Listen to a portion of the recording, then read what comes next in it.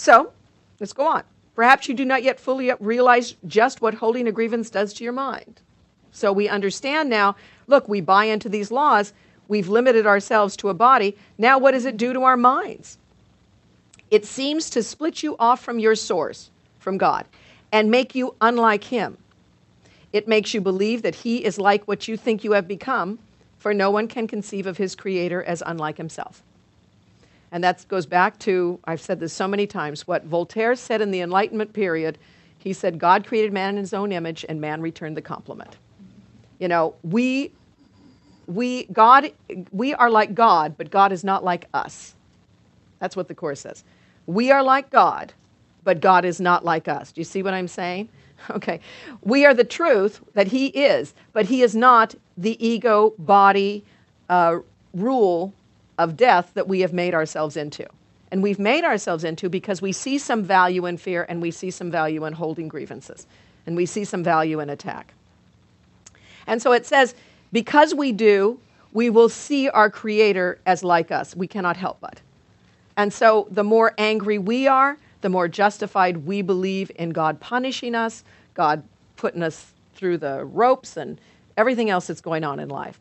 So now we come down to that second paragraph, which after hearing all this that we have done to ourselves, I think becomes kind of our salvation, because it tells you what's going on inside of you.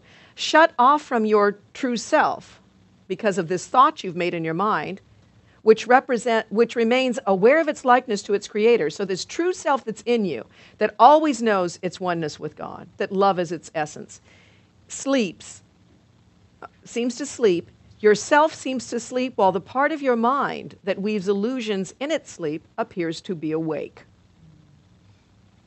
I think that really helps me, because what it's saying is the truth about you may be a very small voice. It may be very quiet right now, but it's always with you. You do not have to look to somebody else to give you your answers. The truth that you are searching for is right here. Now, it may seem asleep. It may seem very limited because of what we've built up against it, but it's always there. So it's asleep right now, while the part of us that seems to be awake is the big boisterous part of us. That person did this to me, this thing is going wrong, I'm suffering, why is God making me so miserable? All of the things that we like to project out into the world. And says, can all this arise from just holding a grievance? And what does that say? Oh yes, exclamation mark. Oh yes, it can. You know, and we don't get that.